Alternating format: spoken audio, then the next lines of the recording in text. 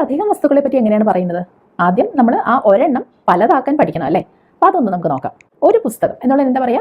A book. ഒന്നിലധികം പുസ്തകം ഉണ്ടെങ്കിലോ? ഉദാഹരണത്തിന് 2 പുസ്തകങ്ങളുണ്ട്. നമ്മൾ എന്താ ചെയ്യുക? 2 ബുക്സ്, ഇത്രയല്ലേ ഉള്ളൂ. അവിടെ ഞാൻ എന്താ ചെയ്തത്? ഒരക്ഷരം ചേർത്തു, എസ് എന്നുള്ളത്.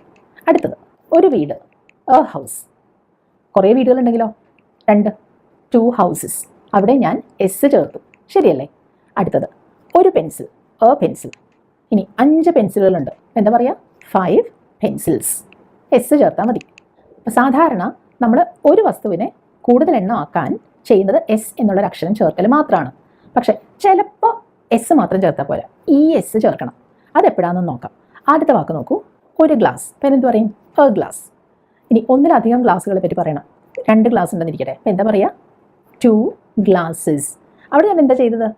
ഈ എസ് ചേർത്തു അല്ലേ? അതിൻ്റെ കാര്യം എന്താണെന്നറിയോ? ഈ ഗ്ലാസ് എന്ന് പറഞ്ഞ വാക്ക് അവസാനിക്കുന്നത് 2 എസ്സിലാണ് അല്ലേ? ഡബിൾ എസ് ഉണ്ട്. അവിടെ ഞാൻ വീണ്ടും ഒരു എസ് ചേർത്താൽ ഈ ഗ്ലാസസ് എന്ന് പറയാൻ പാടല്ലേ? അപ്പോൾ അവിടെ ആ ഒരു ഉച്ചാരണം കിട്ടാൻ എനിക്ക് ഈ എസ് ചേർത്തേ പറ്റുള്ളൂ. അതുകൊണ്ടാണ് ഇവിടെ അങ്ങനെ ഒരു വ്യത്യാസം. അതുപോലെ വേറൊരു വാക്ക്, ഒരു വാച്ച്. അപ്പോൾ എ വാച്ച്. ഒന്നിലധികം വാച്ച് ഉണ്ടെങ്കിൽ എന്ത് പറയും? 2 വാച്ചസ്. ഇവിടെ ഈ എസ് ചേർക്കണം, കാരണം വാച്ച്സ് എന്ന് പറയാൻ പറ്റില്ലല്ലോ. അപ്പോൾ വാച്ചസ്, അതിന് ഈ എസ് ചേർത്തു. അടുത്തത് മുമ്പ് നമ്മൾ കണ്ടില്ലേ, പെട്ടി. ഒരു പെട്ടി, എ ബോക്സ്. 5 പെട്ടികൾ, എന്താ പറയുക? 5 ബോക്സസ്. ഇവിടെയും കാര്യം അത് തന്നെയാണ്.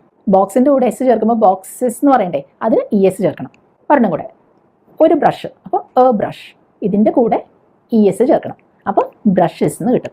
അപ്പോൾ അതിന് നമുക്ക് എന്ത് മനസ്സിലാക്കാം? ഇങ്ങനെ എസ് എസ് അല്ലെങ്കിൽ സി എച്ച് അല്ലെങ്കിൽ എക്സ്, അതുപോലെ എസ് എച്ചിലൊക്കെ അവസാനിക്കുന്ന ചില വസ്തുക്കളുടെ പേരുകളില്ലേ, അതിൻ്റെ കൂടെ നമ്മൾ ഇ എസ് ചേർക്കണം കേട്ടോ. അപ്പോൾ ഇതിൻ്റെ വലിയ നൂലാമാല നിയമങ്ങളിലേക്കൊന്നും നമ്മൾ പോകുന്നില്ല. അത്യാവശ്യം വേണ്ട കുറച്ച് കാര്യങ്ങൾ മാത്രം ഒന്ന് നോക്കിയതാണ് നമ്മൾ.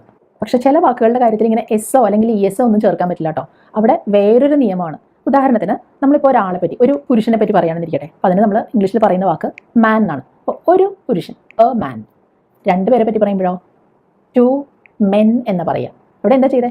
MAN എന്നുള്ള സ്പെല്ലിംഗ് മാറ്റി MEN ആക്കി. അവിടെ എസ് ഒന്നും നമ്മൾ ചേർത്തില്ല. അതുപോലെയാണ് സ്ത്രീകളെ പറ്റി പറയുമ്പോഴും. അപ്പോൾ അതിന് നമ്മൾ ഇംഗ്ലീഷിൽ പറയുന്ന വാക്ക് വുമൻ എന്നാണ്. വുമൻ. ഒരാൾ എ വുമൻ. ഒന്നിലധികം പേര്, 2 സ്ത്രീകളുണ്ടെങ്കിലോ? സ്പെല്ലിംഗ് നോക്കണേ, വിമൻ. അപ്പോൾ എന്താ ഞാനവിടെ ചെയ്തത്? WOMAN എന്നുള്ളത് മാറ്റി WOMEN എന്നാക്കി. അവിടെ എസ് ഒന്നും ചേർക്കുന്നില്ല. ഇതേപോലെ ഒരു കുട്ടി, ഞാൻ ഇംഗ്ലീഷിൽ പറയുന്നത് എ ചൈൽഡ്. 2 കുട്ടികളുണ്ടെങ്കിലോ? 2 ചിൽഡ്രൻ. കണ്ടോ, അവിടെ ഞാൻ 3 അക്ഷരങ്ങൾ ചേർത്തു, REN. എസ് ചേർക്കൽ അവിടെ ചെയ്തത്. അങ്ങനെ കുറച്ച് വാക്കുകളുണ്ട്. അത് നമുക്ക് പതുക്കെ ഭാഷ ഉപയോഗിച്ച് വരും തോറും ആ പരിചയം കൊണ്ട് കിട്ടുന്നതാണ്. അപ്പോൾ നമുക്കിനി ചെറിയ കുറച്ച് വാചകങ്ങൾ ഉണ്ടാക്കി നോക്കാം. അപ്പോൾ ഏറ്റവും ബേസിക് ആയിട്ടുള്ള കാര്യങ്ങളാണ് കേട്ടോ പറയുന്നത്. അപ്പോൾ എനിക്ക് പറയേണ്ടത് ഇതാണ് കേട്ടോ. ഇത് ഒരു ആപ്പിൾ ആണ്. ഞാൻ പറഞ്ഞത് ഇത്. എൻ്റെ അടുത്തിരിക്കുന്ന ഒരു വസ്തുവിനെ പറ്റിയാണ് ഞാൻ പറയുന്നത്. എനിക്കവിടെ ചൂണ്ടിക്കാണിക്കാം. അതുകൊണ്ട് ഇത് എന്ന് പറഞ്ഞു. അപ്പോൾ ഈ ഇത് എന്നുള്ളതിന് നമ്മൾ ഇംഗ്ലീഷിൽ എന്താ വാക്ക് പറയുക? ദിസ് എന്ന് പറയണം. എന്നിട്ട് ഞാൻ എന്താ മലയാളത്തിൽ പറഞ്ഞേ? ഇത് ഒരു ആപ്പിൾ ആണ് അല്ലേ? ആ ആണ് എന്നുള്ളതിന് നമ്മൾ ഇസ് എന്നാണ് പറയുക. എന്താ കാര്യം എന്നറിയോ? ഞാനിവിടെ ഒരു ആപ്പിളിനെ പറ്റിയാണ് പറഞ്ഞല്ലേ. അപ്പോൾ ഏതെങ്കിലും ഒരു വസ്തുവിനെ പറ്റി അല്ലെങ്കിൽ ഒരാളെ പറ്റിയൊക്കെ പറയുമ്പോൾ നമ്മൾ ഇസ് എന്ന് പറയും. അപ്പോൾ ദിസ് ഇസ് എന്ന് കിട്ടി. ഇനി മലയാളത്തിൽ പറഞ്ഞത് ഒരു ആപ്പിൾ എന്നാണ്. പക്ഷെ മറക്കല്ലേ, നമ്മൾ 1 ആപ്പിൾ എന്ന് പറയില്ല. അങ്ങനെ ഞാൻ നേരത്തെ പറഞ്ഞില്ലേ.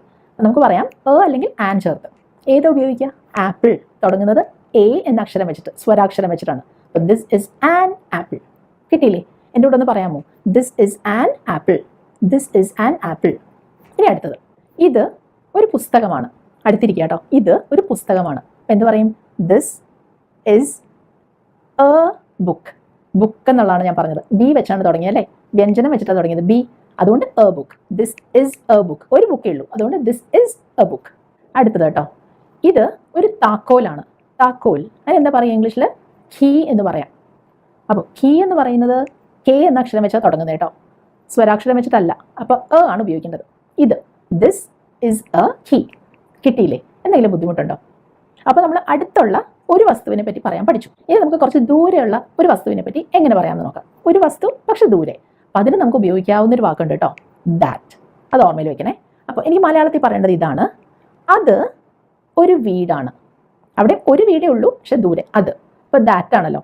That is A house. House എന്ന് പറഞ്ഞാൽ തുടങ്ങിയത് എച്ച് വെച്ചിട്ടല്ലേ? അത് സ്വരാക്ഷരമല്ലല്ലോ.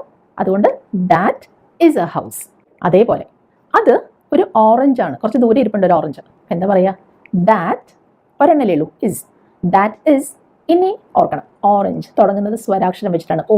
അപ്പോൾ ആൻ പറയണം അല്ലേ? That is an orange.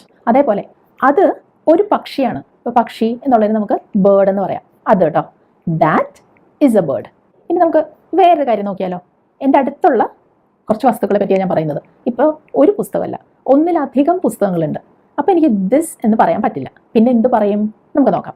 ഇവ പുസ്തകങ്ങളാണ്. ഇവ ഒന്നിലധികം. അപ്പോൾ ഞാൻ ഉപയോഗിക്കുന്ന വാക്ക് ദീസ് എന്നാണ്. മുന്നേ നമ്മൾ ഒരെണ്ണത്തിന് അടുത്തുള്ളതിന് ദിസ് പറഞ്ഞില്ലേ, അതേപോലെ അടുത്ത് തന്നെയുള്ള കുറേ എണ്ണത്തിന് ദീസ് എന്ന് പറയും. എന്താ പറയുക? ദീസ്. ഓർക്കണം, കുറേ എണ്ണമുണ്ട്. ഇസ് പറയാൻ പറ്റില്ല. അപ്പോൾ നമുക്ക് പറയാം ആർ. These are books. കണ്ടോ, കൂടുതൽ എണ്ണം ഉണ്ടല്ലോ പുസ്തകങ്ങൾ, അതുകൊണ്ട് ബുക്സ് എന്ന് പറഞ്ഞു. അപ്പോൾ ഇനി നമുക്ക് ആൻഡ് ഒന്നും വേണ്ട. These are books.